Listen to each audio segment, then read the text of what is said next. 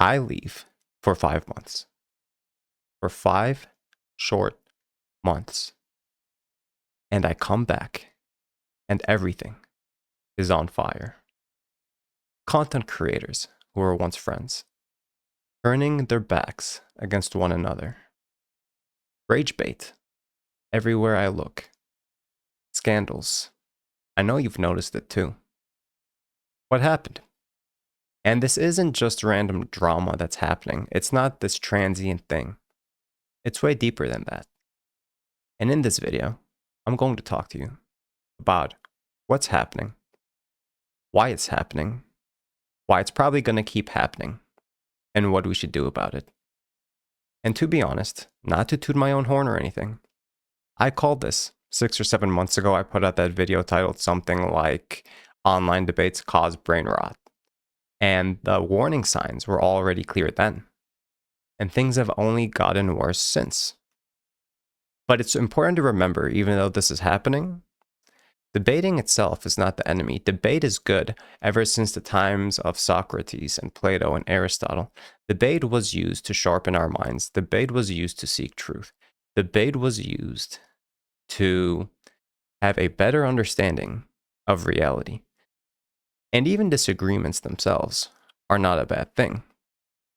Until this day, even these online Christian debates that we're having, they're not at their core completely lost or corrupted.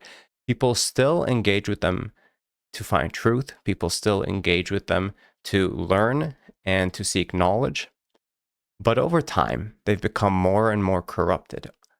Over time, what has happened is that we have debates that are more about so-and-so owning so-and-so, or so-and-so destroying so-and-so. And this person is not a real Christian, but this person is. And somewhere along the line, it started becoming less and less about sharpening ourselves and more about something else entirely. And one of the large culprits here are the algorithms. I don't use TikTok, but the TikTok algorithm, the Instagram algorithm, the YouTube algorithm, all these algorithms, they don't reward clarity per se. Now, some videos might have clarity. They don't reward truth per se, even though some videos might have truth. They reward retention. They reward keeping you as the viewer on that platform as long as possible, because the longer that you as a viewer are on the platform, the more ads they could show you. The more ads they could show you, the more money that they make. And this now incentivizes a lot of content creators who primarily earn their money from things like ad revenue or from things like super chats, or maybe it's not even monetary to some of these creators. Maybe it's about vanity metrics like engagement and clicks and all of these things. What ends up happening is that you have content that becomes drastically more diluted. For example, live streams, the longer a live stream goes, the more live viewers can pile in, and the more super chats, the more opportunities you give people to provide super chats. And so when something could have otherwise been said in a 20-second segment, it's dragged out into this 30-minute long ordeal. And this has really negative consequences. The way it works with the videos is the same way. YouTube rewards videos that keep people on the platform. That's why you'll often also notice that when you send links in your description outside of YouTube, YouTube penalizes those videos. YouTube wants to keep people on YouTube, and it is trying to incentivize creators through either vanity metrics or ad revenue or super chats or all three to keep people right where they're at. And that's the only goal that YouTube has. And so it manipulates creators to give it what it wants, blood for the blood god. Because when the creators give the platforms what they want, the platforms reward the creators. Good boy, here's some engagement. Good boy, we'll push you in the algorithm. Good little boy.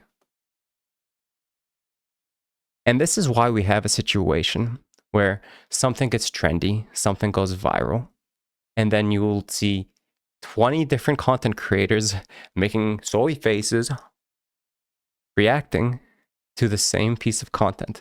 And they say the same thing, and everyone adds the same 2 cents in the same 1 week period about a trendy topic, and then it's gone, and then we're on to the next thing.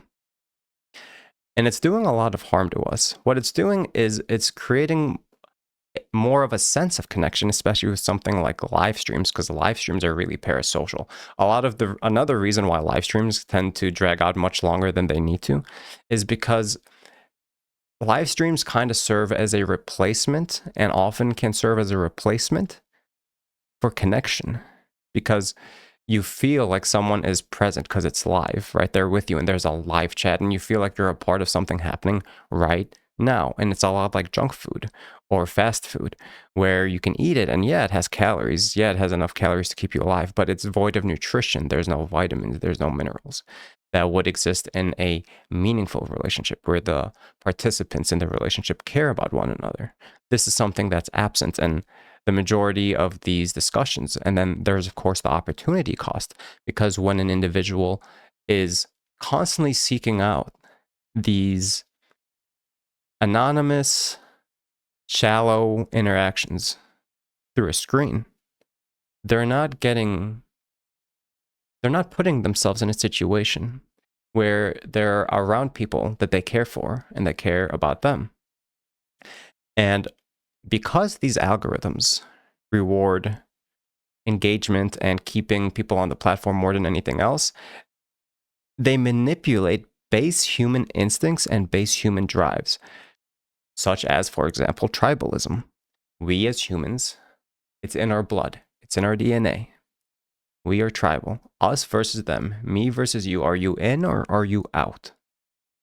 And because the algorithms incentivize this to keep us watching, things become more and more extreme, and people end up in these feedback loops where they will watch content that is tribalistic, maybe for good intention, and then they'll get recommended more of that content, and then they'll become more tribalistic, and they'll be recommended more of that content. And it's fine to be tribalistic, but what's not fine is to have these platforms finesse us and take advantage of our tribalism. That's what's bad. And they have a profit incentive. YouTube, TikTok, Facebook, whatever. They all have a profit incentive to do this. And it's only getting worse. And I don't see it getting much better, because many people, they want distraction. You know, they come home from a long day of work, they're tired, they don't have a lot of brain power left. They feel like their life has gotten worse in the past 10 years or the past 15 years here in the West due to inflation or whatever else. People generally have less hope, and so they want to come home and they want to distract themselves. And they want that junk entertainment to kind of keep them afloat until the next day. And the system feeds into that, and it reinforces that habit. And so the flood's only rising. But what is there actually to do about it? And what we need to do is we need to find Noah's Ark. The system won't fix itself, and we don't have to fix the system. We build alternatives. A good example of this is Hollywood. You've noticed over the past decade or so, Hollywood has gotten way worse. Movies have gotten way worse, and woke and whatever else. And so there are alternatives now, such as, for example, you're watching me online. I'm considered alternative media. There's alternative media now you can engage with, and it's not all bad. A good example of this is someone like Redeemed Zoomer. Shout out to Redeemed Zoomer. He keeps a neutral tone. He doesn't go on personal attacks. He's thoughtful, and he tries not to induce any rage bait. And he tries to be fair to everyone involved. And so Redeemed Zoomer is proof that good content exists. Now, I'm not familiar with all of his content. Maybe he has a weird video somewhere. I don't know. But from what I've seen about him, it's pretty neutral. And there's a lot of other people who have this more even tone, this more graceful tone that isn't all about me versus you, and so is destroyed, and this person is not a real Christian, and we're going to cuss him out, all of this stuff. And so you're not crazy for feeling that content in this space has gotten a little bit loopy. And the hunger for truth still exists. That's why this content still does well. And there are builders out there. We just can't take the rage bait.